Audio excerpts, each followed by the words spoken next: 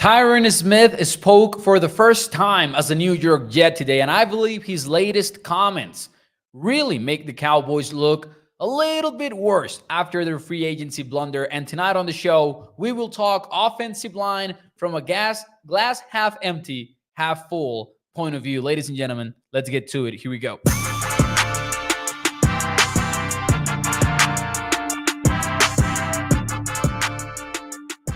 What is up, everyone, and welcome into A to Z Sports Dallas Prime Time. I am your host, Mauricio Rodriguez, streaming with you live every Sunday through Thursday night at 8 p.m. Central here on Dallas On Demand Sports Talk Network with a lot more content coming your way. Make sure that you check out atozsports.com/Dallas. And as always, do me a favor and hit the like button for me if you enjoy the show. Welcome, everyone, on a Thursday night. It is a great night to talk some Cowboys football. And tonight, I want to look at the offensive line room. And more than the offensive line room, everything that stems from the Tyron Smith decision in a glass half empty view, followed by a glass half full view. And I'll tell you how we'll go about that. We'll talk about what Tyron Smith had to say to reporters today when he spoke to them for the first time since signing with the New York Jets, leaving the Cowboys in free agency, a controversial decision that a lot of people have not agreed with. I am one of those people. I'll admit it. It's one of my least favorite decisions that they have made over the last few years, not even this offseason, but just over the last few years. But I want to close it out. We're going to do a mock draft today. We're going to do a PFF mock draft simulator run, 2 rounds. And I want to illustrate the glass half full aspect of it because I think the Cowboys are making a risky bet, a bet that I don't agree with for a very particular reason, but they're likely going to hit on their bet. And I'll explain to you what I mean in a little bit. But before, let me say hi. Let me talk to you about what Tyron Smith had to say. We're going to play some clips as well here in a little bit. But shout out Katharina, who has joined the chat. We've also got Toxic Tom. We've got Joe. Who else do we have around here? We've got none other than Jared also in the chat, who says the Jones have made the Cowboys sick with a disease. Toxic says, I cannot remember the last time that I have been this unexcited about an upcoming season. And I do think you're onto something there, Toxic, because I do think a lot of us feel the same way. Bruce, shout out to you, sir. Thanks so much for joining the show as well. How about we take a listen to what Tyron Smith had to say and why I believe his comments made the Cowboys look even worse. For context, well, I don't think you need context, but let's get to it, though. I'll be honest, I'm not sure if I've got the clips in the right order, so let's risk it. Here we go. Honestly, I was letting my agent handle most of that stuff. I had a lot of other things going on at the time, but I just knew my main options was either going to be in Dallas or the Jets. And for the way things were looking in Dallas, I knew it was most likely to be the Jets, and I honestly got excited for a new chapter in my life. I know Tyron is a man of few words, but here's what that clip tells me, and just taking into context with all else that he said. Tyron Smith entered free agency perceived as the top tackle in the market. And I believe he really was, in the sense that despite the injury concerns, despite the age concerns, Tyron Smith being out there on the field is an all-pro caliber player to this day because he earned second-team all-pro honors in 2023 and did so while looking honestly pretty dominant. Like, he had a legit case to have been first team all-pro and beat Trent Williams in that race. I'm not saying it was a snub or anything like that because Trent Williams is an objectively great player, but you know what I mean. But that clip tells me that it wasn't a bidding war out there for Tyron Smith. There were not a lot of teams that were interested in number 77. And I will admit, I thought there was going to be more of a bidding war. I thought teams like the Kansas City Chiefs were going to be more involved in that race. I thought teams like the Green Bay Packers might have been more involved in that race, and several other teams that we could point towards that I would have assumed that Tyron would have had more than two legitimate contenders, especially because one of those two legitimate contenders to sign him was Dallas Cowboys. And I would have expected more out of the market. And yet the Cowboys did not want to win in a bidding war for the services of number 77. Mind you, we've talked about this. The contract was pretty doable. Because, yes, a lot of people will say they don't have the salary cap space. They don't have this. They won't have that. The Cowboys could make the salary cap space.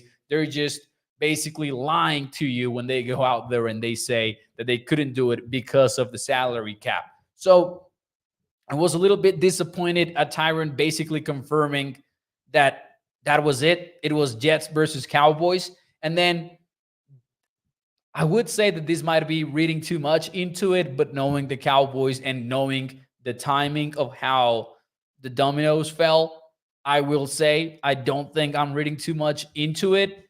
But Tyron saying like the way that things were looking with Dallas, it definitely seemed like it was going to be the Jets, makes us feel like there's confirmation on talks falling apart immediately at the NFL scouting combine because both sides came with very different numbers in mind, which is insane to me. Hear me out for a second here.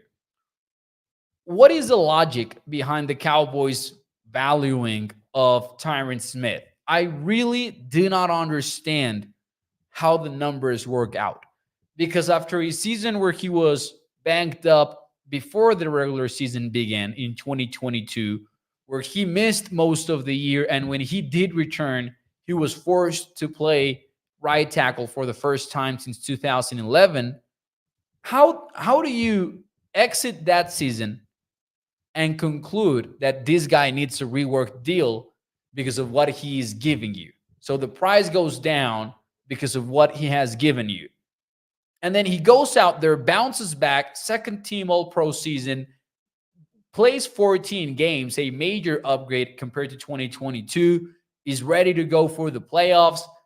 You seem to have struck gold in terms of a practice plan that works for the veteran. How do you see all that and then are like, oh, the value is unchanged or the value is actually lower? I really don't get it. It might have been because of the likely to be earned incentives, but even that, we circled back to the same thing about it being about the cap number in which they refuse to be more proactive, in which they refuse to be more aggressive, because they've got the money, obviously, to do an incentive deal like the Jets did. And that's another part of it. Tyron Smith signed for $6.5 million, 13.5 in incentives. And I would have thought, and I was wrong with this too, I would have thought that Tyron was not going to do the same type of incentive deal. But listening to him once more, we kind of find out that that was Tyron's plan all along and that he's fine with it. Take a listen. I'm just actually excited just to be on the team, to be able to have opportunity to continue playing. But also, yes, the way my contract is it speaks for what happened, for what's been happening for the past couple of years. And honestly, I think it's a fair deal, and it's the same. I just got to go out there and prove that I can continue playing at the high level that they expect me to. So, no bidding war, no problem with an incentive type deal. The Cowboys just didn't want to pay the money, and it kind of sucks when it's $6.5 million guaranteed. And as much as I would like to be all about the cold business of football and making the right decisions with no sentimental aspect to the decisions, there's also a very crappy look for the Cowboys in the sense that this is the guy that signed a very long-term deal with you, and he maybe shouldn't have done it because that's not the way the NFL market was trending towards back then. Never said a word. When you asked for a reworked deal, he said, you know what? You're right. I'm a company man. Let me rework my deal. And now you're just showing him the door, even though he's asking for essentially, cash-wise at least, the same deal that you signed him to last year. You're not even trying to return the favor, which is not really that big of a favor when it's coming from a second-team All-Pro tackle. And Toxic Tom says, that's such a shit look. You lowballing a respected vet who was also an All-Pro, who took a discount his whole career, and you F him. Brutal. Why you don't take discounts? Says Toxic Tom. Oh yeah, man. There are fans out there. There are fans out there that still want players to take discounts for teams when there's no loyalty at all from football teams. But I also don't want to make it seem like I'm upset at the Cowboys for not being loyal to Tyron Smith. I'm upset at them not being aggressive enough in the salary cap and in the way that they spend the money to take a flyer on Tyron Smith. And even with the risk of injury, just try to pay up and try to have that caliber of talent in a year you're supposed to go all in, which obviously you're not doing. And we know that. But again, forget about the all in label in a season where you're supposed to be in win now mode. Forget about the conversations about whether or not the window is closing, blah, blah, blah. You're a team that has won 12 games in back to back to back years. You're a team that is perceived as a contender within the NFC. You just don't want to keep an all-pro caliber player. Even with the injury risk, I just don't see how that makes sense at all. Because again, this is not somebody that went out there and signed for 10 million plus guaranteed, which by the way, was the projections from A to Z Sports, the projection from PFF. People were expecting Tyron to sign for more guaranteed money, and he ended up settling for $6.5 million. That is where you go. What is the team doing? What are the Cowboys doing? It's one of the most frustrating decisions that I've seen in a few years, and I've compared it to the Amari Cooper one. Maybe the Amari Cooper one was much worse, but man, I still don't agree with it. But you know what? We might have, been in this tone for a good while now on the show. So I don't want to do a glass half empty type of show for the entirety of tonight. So we're going to turn the page a little bit and we're going to look at it glass half full wise. Now, before we do that, though, let me read some of your comments because I know there's a lot of interesting takes about Tyron Smith. Andrew Mosley says, thank you, Tyron Smith, but you are hurt all the time. Except for 14 games last year and the playoffs. That's where I'm like, again, even with the injury risk, I would have done it. I absolutely would have done it, and I think that the Cowboys should have as well. For sure. Cam says he wanted to stay. Idiots that don't know S about loyalty, says Cam. Man, I also think he wanted to stay. Kevin says, wish number 77 was in for one more year. It's one of the, and I'm going to put the fan cap on a little bit here and leave aside like the objective aspect of it. It's one of those that when the Tyron Smith video came out, I was like, man, I'm not watching it. And I know I will. I'll circle back to it and I'll watch their tribute video for Tyron Smith. But when they posted it and everyone was retweeting it and everything, I was like, you know what? I'll retweet it so more people can see it. But man, I'm just not in the mood of watching it. I'm just not in the mood of watching it. Now, Holly says, Mo, you about to serve us some hopium? Just a little bit. I'm not gonna try to hide the fact that I don't like how the Cowboys have handled this, but I'm trying to look at it from the Cowboys' point of view and the chip point of view, if you want to call it that, and try to break down why I think their crucial bet kind of makes sense. In a way, in their way. Again, not that I like it, not make sense in the sense that I like it, but in the sense that how I think things are going to shake out and why I think the Cowboys are confident in that they're going to shake out the way that they want to once the NFL draft comes around. And in fact, now that I think about it, I'm going to flip it a little bit. So I was going to do the 2-round mock, and then I was going to do the crucial bet segment. I will tell you what is on my mind, and then we'll do the mock draft, and we'll try to basically show what we are, if the hypothesis, how right the hypothesis is. So here it is. The Cowboys need offensive line help in a big way. They need a center unless they settle for Hoffman slash TJ Bass, which could be an option. They need a guard if they kick Tyler Smith outside, or they need a tackle if they leave Tyler Smith inside. I don't think they're going to decide what 73 does first and then draft. They're going to see what falls to them, 24th overall, and then decide what's going to happen with Tyler Smith.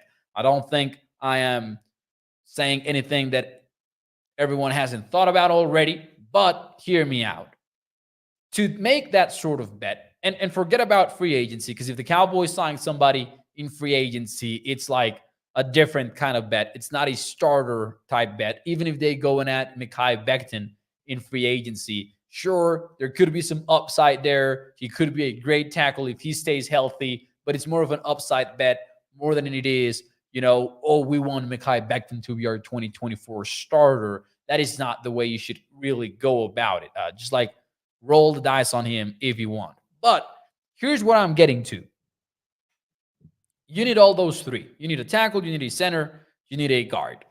And it's going to sound a little bit mediocre, but you do have a better shot at landing a best player available scenario if you need any one of those three. You're not looking at just tackles. And that is the benefit that Tyler Smith brings to the table. Ideally, sure, you wouldn't move him because he's finding himself as a guard. He's playing better as a guard, all-pro year, and all that. But here's the math that I, basically just scribbled around in my notebook here. And I used the consensus board and I used grinding the mocks, both sides that try to use data to predict big boards, or the consensus big board is different because it tries to rank just who are the best players. It's not a mock draft. But I also looked at grinding the mocks to make it extra fair. Grinding the mocks is a website that what it tries to do is it tries to scrape thousands of mock drafts, thousands of mock drafts, and then it assigns some weight to expert mocks and some weight to just fan mocks, because I think the statistic effect that they use is like the wisdom of the crowds and how in the aggregate the crowds can actually be pretty spot on, using thousands and thousands of mock drafts. So anyways, I mentioned this because in the top 30 of both grinding the mocks and the consensus boards, there are 9 offensive linemen. That is a lot. And I'll run through the list here very quickly. Joe Alt from Notre Dame, the tackle. Olu Fashanu from Penn State. You've got Tylese Fuaga from Oregon State. J.C. Latham from Alabama. Amarius Mims from Georgia. There's Troy Fautano. That's my guy from Washington. Jackson Powers Johnson from Oregon. Tyler, and those are all top 24, by the way, at least in the consensus board. And then Tyler Guyton and Graham Barton are all top 30 players. Again, both on the consensus board and on grinding the mocks. I think this is important because when you've got 9 linemen, your chances of having one of them at least land at 24th, they're looking better. And, we're talking about players whose value are actually pretty solid. Like if you get a top 30 prospect at 24th overall, I don't think that qualifies as reaching for somebody. And again, who knows what the Cowboys and the NFL teams' boards actually look like, but this is what we're working with tonight. Here's where it gets better, right? 9 offensive linemen in the top 30. It's 30% basically of the prospects that 30% of the top 30 offensive linemen. Sounds pretty good, sounds pretty solid. Plus, you've got some logs that I think are absolutely going before 24th overall. Now, I'm not going to enter players like Nate Wiggins in here, who we don't know if he's going to go top 20, top 24, top 30, or if he's going to drop to the second round. I'm not going to use names like, I'm trying to think of somebody else that applies to this, lied to the edge rusher from UCLA. Not going to include him here. I'm talking about just straight up the absolute logs that I consider that are going to go before 24th overall. I think 4 quarterbacks are off the board, maybe 3 if you want to be super peaky. But I do think Drake May, Caleb Williams, Jaden Daniels, and even JJ McCarthy are all going before the Cowboys are on the clock. I do think Malik Neighbors, Marvin Harrison Jr., and Rome Odunze are all going before the Cowboys pick at wide receiver. I do think Jared Burris, and Dallas Turner, the edge rushers, are going before the Cowboys pick. And I do think Brock Bowers is going at tight end. I think his floor is 18th with the Cincinnati Bengals. So saying that, you've got 9 linemen, 12 players from other positions that I consider logs before the Cowboys are on the clock. That's basically 21 picks that we're talking about. There's just no way in hell that the Cowboys are wiped out at offensive line when they get on the clock at 24th overall. There's just no way. And I know this shouldn't make us feel better. I'm not trying to justify what the Cowboys are doing. But as I said, I warned you from the beginning, this is like the glass half full point of view where you're like, at 24th, the Cowboys are going to have somebody, if they go offensive line, that we're going to be happy with. I really don't think that there is a scenario where the Cowboys are like, well, we absolutely need an offensive lineman, but we just cannot go with offensive line here. We just can't. I don't think that scenario exists. And I'm not trying to defend going against BPA. I'm not trying to defend any of that. I'm just trying to say, I find it very hard to believe that the Cowboys don't find a starting offensive lineman when they pick at 24th. Now, let's see if the hypothesis is right, though. And let's start doing a 2-round mock draft here with the simulator from Pro Football Focus. So let me see if this is looking well. It's actually not. Let me adjust very quickly. There you go. This should look better. Or actually, what if we do this? And then I just take down the overlay. This is going to be better, I think. So let's go. We're going to pick the Cowboys. We're going to do 2 rounds. We're going to take it all the way down to slow because otherwise I just hate it. Public versus PFF board. Let's just do it somewhere there in between.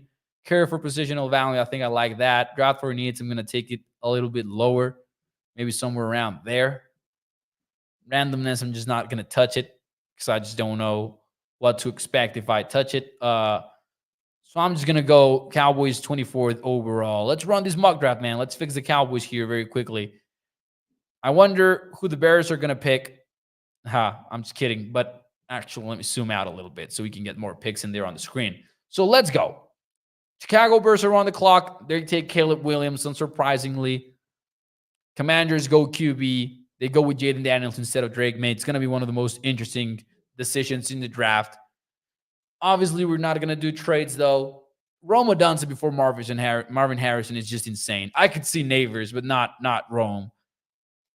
Although I do love Rome. Tight ends go with Dallas Turner. So there goes the first offensive lineman. Back-to-back offensive lineman at 8 and 9. I'm just going to pause here very quickly, and I'm going to say this. Pick number 10 for the New York Jets. I absolutely hope they go with a skilled position player for Aaron Rodgers. Like my NFL fan that's what I want to see there. So top 10, we've got 2 offensive linemen off the board, both tackles. For some people, Fuaga is a guard. So we'll see how that plays out. But let's call him a tackle for now. So, okay, Broncos on the clock, 12th overall. They go with Jared Burris. So that's an edge rusher there. Tyron Arnold was one of the 2 cornerbacks that I thought are absolute locks to go before the Cowboys pick. Him and Quinjon Mitchell, who goes there 15.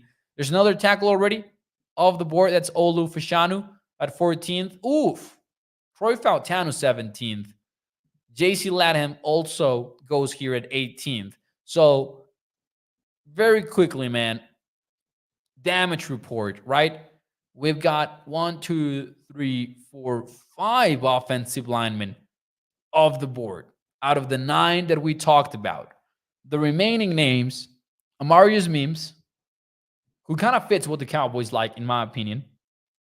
Jackson Powers Johnson. Tyler Guyton and Graham Barton, right? So let's go ahead and let's resume this.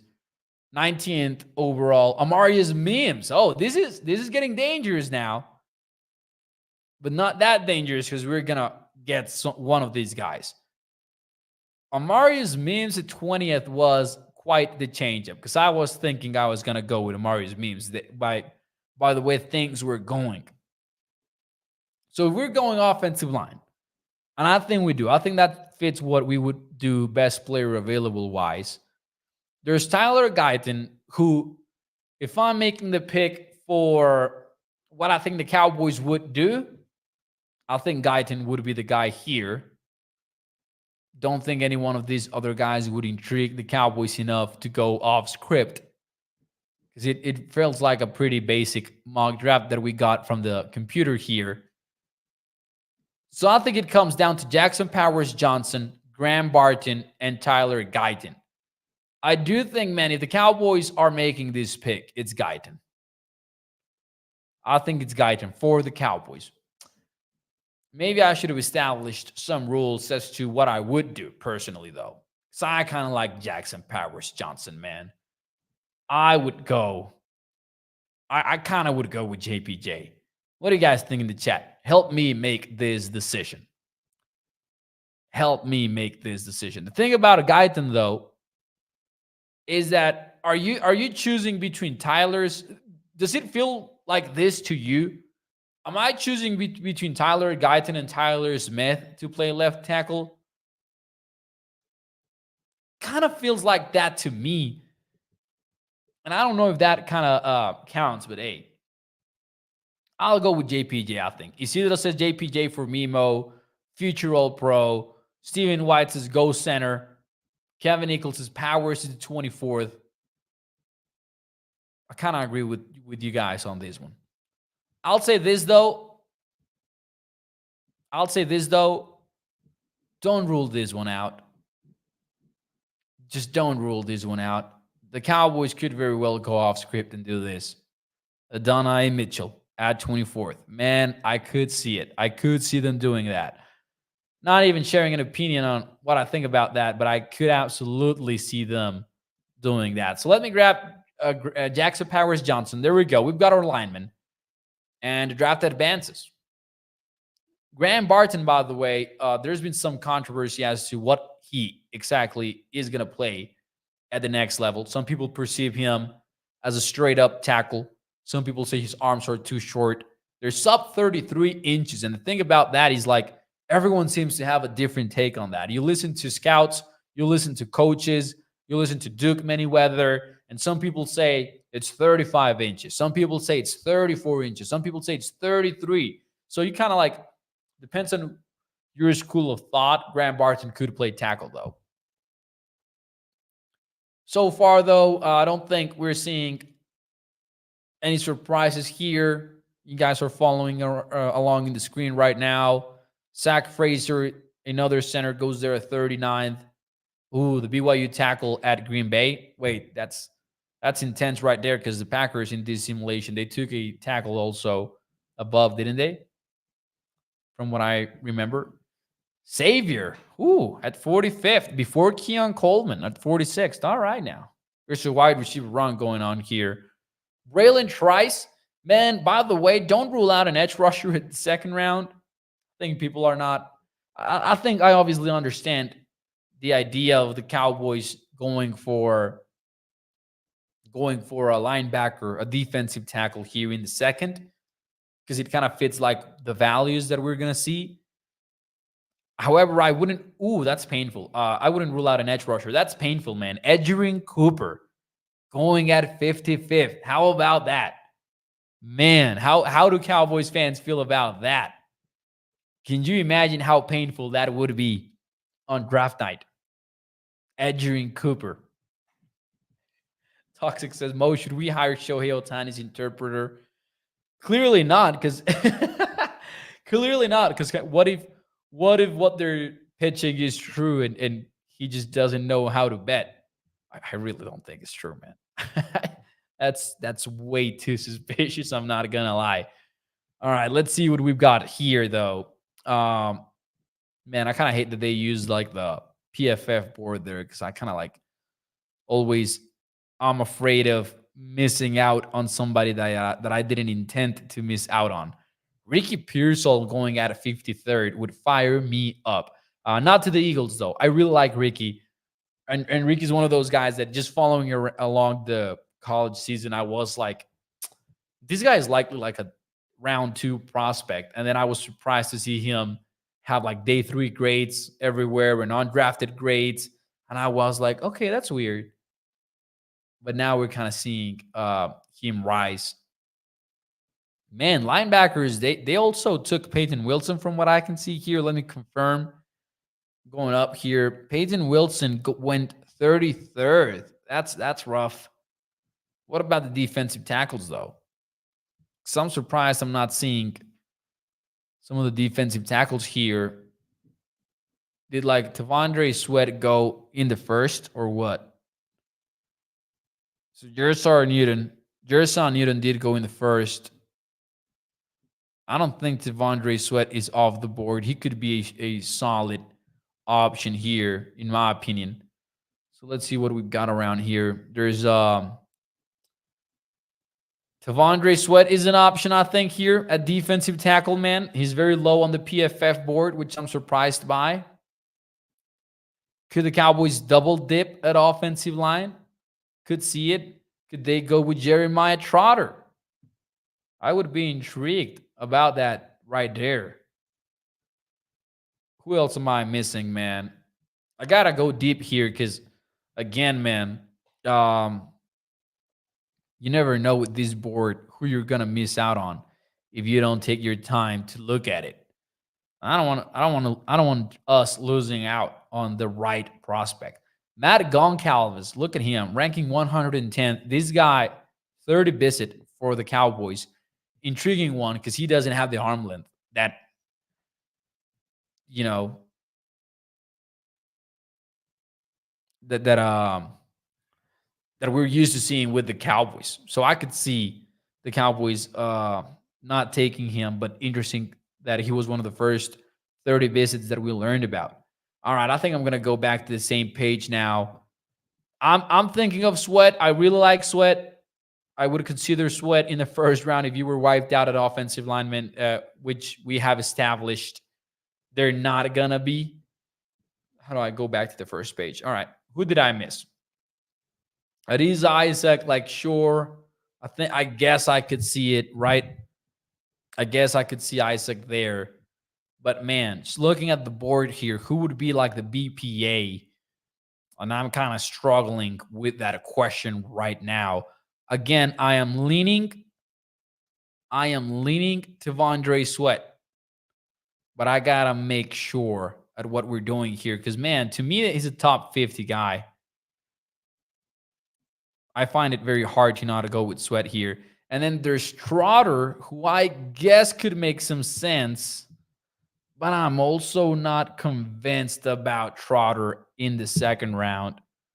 All right, guys, I'm also looking at the chat, and I fear for my safety. Cam says better draft Sweat. Stephen White says Sweat. Somebody else had already called for Sweat in the chat as well. Steven says, I'm in there. No Trotter. He doesn't want Trotter. He doesn't want Trotter. Toxic says they will take Brooks from Texas. Man, I think second round is way too rich for Jonathan Brooks. I'm not going to lie. I wouldn't do that. I could see the Cowboys doing it, right? Jonathan Brooks. Here we go. Let's draft him. No, I'm not going to. I refuse to participate in such an activity. So instead, we are going with Sweat if we ever find him, though, here. Man, I lost him again. All right, here we go. Tavondre Sweat. So this is our haul. And you know what? I'm going to say something that I'm not sure. I'm going to say something, just gut feeling right now. I am going to say, if you make me choose which position out of left tackle, left guard, and center, I'm more comfortable not being 100% or not having a replacement, I will go with left guard. Like if I gotta kick Tyler Smith to left tackle and have Jackson Powers Johnson at center and then TJ Bass playing left guard, I think that's one of the most comfortable setups that I can have in 2024, personally.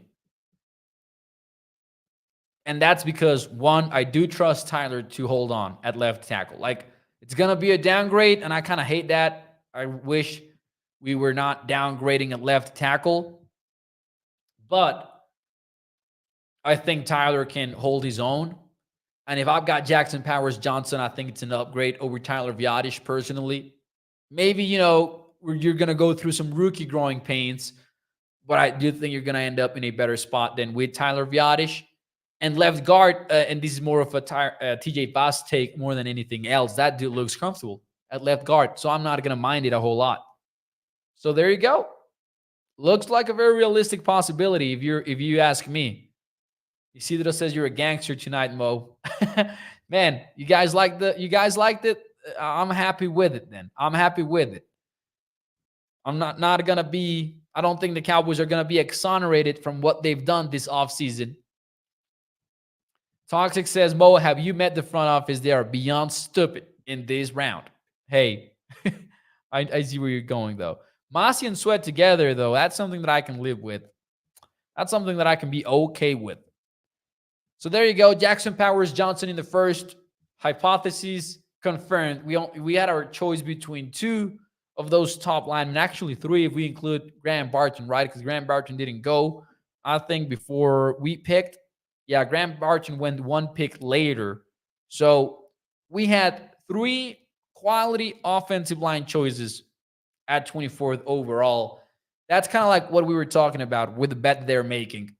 Glass half full, yes, I admit to it. I confess to it.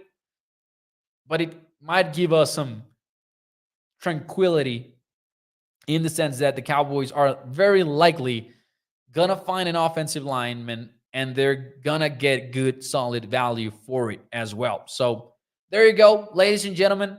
We fixed the Cowboys. Just kidding, but we did what we could.